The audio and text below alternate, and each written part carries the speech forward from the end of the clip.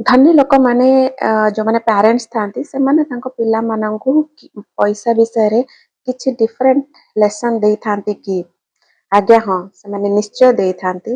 ତ ଆଜିର ଭିଡିଓଟି ଏଇ ଉପରେ ଆମେ ଜାଣିବା ଧନୀ ଲୋକମାନେ ତାଙ୍କ ପିଲାମାନଙ୍କୁ କଣ ମନି ବିଷୟରେ ଲେସନ୍ ଦେଇଥାନ୍ତି ଯାହାଦ୍ୱାରା ସେମାନେ ବି ବଡ଼ ହେଲେ ତାଙ୍କର ନିଜର ବିଜନେସ୍ ଆରମ୍ଭ କରିପାରନ୍ତି ଭଲସେ ଆଉ ସେଥିରେ ସକ୍ସେସ୍ ବି ହୁଅନ୍ତି ବା ନିଜର ବାପା ମାଙ୍କର ବିଜନେସ୍‌କୁ ଆହୁରି ନେକ୍ସଟ ଲେଭେଲ୍ ତକ୍ ନେଇଯାଇ ପାରନ୍ତି ଅର୍ ସେମାନେ କିଛି ୟୁନିକ୍ ଜିନିଷ ବି କରିଯାଆନ୍ତି।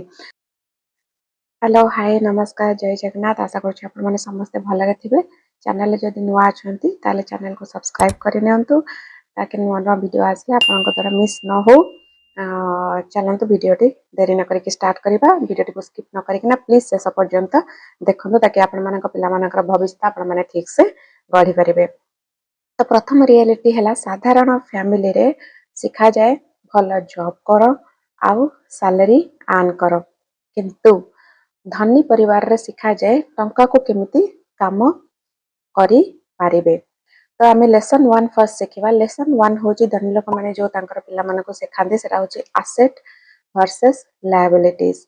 ତ ଧନୀ ପରିବାର ଲୋକମାନେ ତାଙ୍କ ପିଲାମାନଙ୍କୁ ଶିଖାନ୍ତି ଯେ ସବୁ ଏକ୍ସପେନ୍ସିଭ୍ ଜିନିଷ ଯୋଉଟା ସେଟା ଆସେଟ୍ ନୁହେଁ। ଆସେଟ୍ ହେଉଛି ସେଇଟା ଯୋଉଟା ଆପଣମାନଙ୍କର ଭବିଷ୍ୟତ ପାଇଁକିନା ଟଙ୍କା ତିଆରି କରେ, ଟଙ୍କା ଆର୍ନ କରିକି ଦିଏ। ଲିଆବିଲିଟି ହେଉଛି ଯାହା ପକେଟରୁ ଆପଣମାନଙ୍କର ଟଙ୍କା ନେଇଯାଏ। ଏକ୍ସାମ୍ପଲ୍ ହେଲା ଯଦି ରେଣ୍ଟାଲ ଇନକମ୍ ଦେଇଥିବା ପ୍ରପର୍ଟି ତାହେଲେ ସେଟା ହେଉଛି ଆପଣମାନଙ୍କର ଆସେଟ୍। ଆଉ ଇଏମ୍ଆଇରେ କିଣା ଲକ୍ଜରୀ କାର୍ ଏଟା ହେଉଛି liability. Lesson number 2, investing early. ମାନେ ଧନୀ ପ୍ୟାରେଣ୍ଟସ୍ ମାନେ ଯେଉଁମାନେ ଅଛନ୍ତି ସେମାନେ ସେଭିଂସ୍ କରିବା ନୁହେଁ, ସେମାନେ ଇନଭେଷ୍ଟ କରିବା ଶିଖାନ୍ତି ତାଙ୍କ ପିଲାମାନଙ୍କୁ।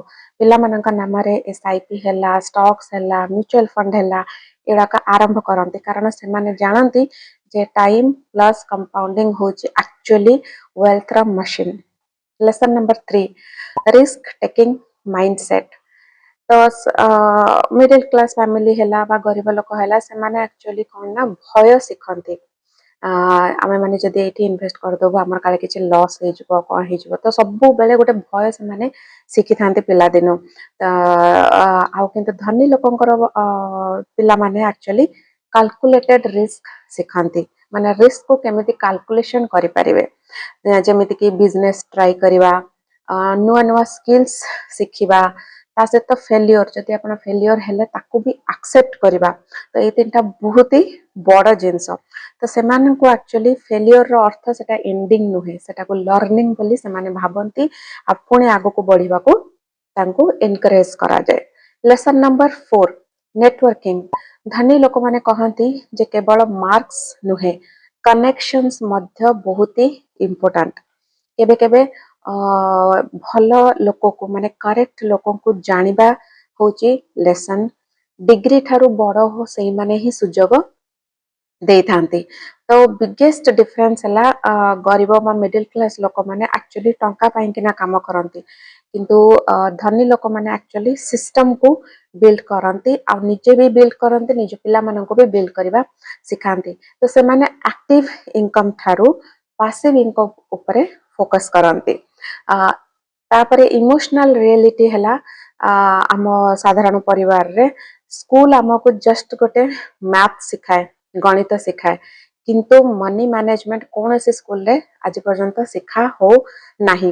ତେଣୁ ଅନେକ ଲୋକ ସାଲାରୀ ଆର୍ନ କରିଥିଲେ ମଧ୍ୟ ଫାଇନାନ୍ସିଆଲି ଷ୍ଟ୍ରଗଲ କରୁଛନ୍ତି। ତେଣୁ ଧନୀ ଲୋକମାନେ ଅଲଗା ହେଇକିନା କିଛି ଜନ୍ମ ହେଇନାହାନ୍ତି, ସେମାନେ ବାସ୍ ଅଲଗା ପଇସାର ମାଇଣ୍ଡ ସେଟ୍ରେ ଗ୍ରୋ କରିଥାନ୍ତି। ତ ଯେଉଁମାନେ ଧନୀ ନୁହନ୍ତି ସେମାନେ ବି ଆଜିଠୁ ଆପଣମାନଙ୍କ ପିଲାମାନଙ୍କୁ ଏଇଭଳି ମାଇଣ୍ଡ ସେଟ୍ରେ ଗ୍ରୋ କରାନ୍ତୁ ଆଉ ଦେଖିବେ ତାଙ୍କୁ ନୂଆ ନୂଆ ଜିନିଷ ଟ୍ରାଏ କରିବାକୁ ଦିଅନ୍ତୁ। ଫେଲିୟର ହେଲେ ତାଙ୍କୁ ଏନକରେଜ କରନ୍ତୁ।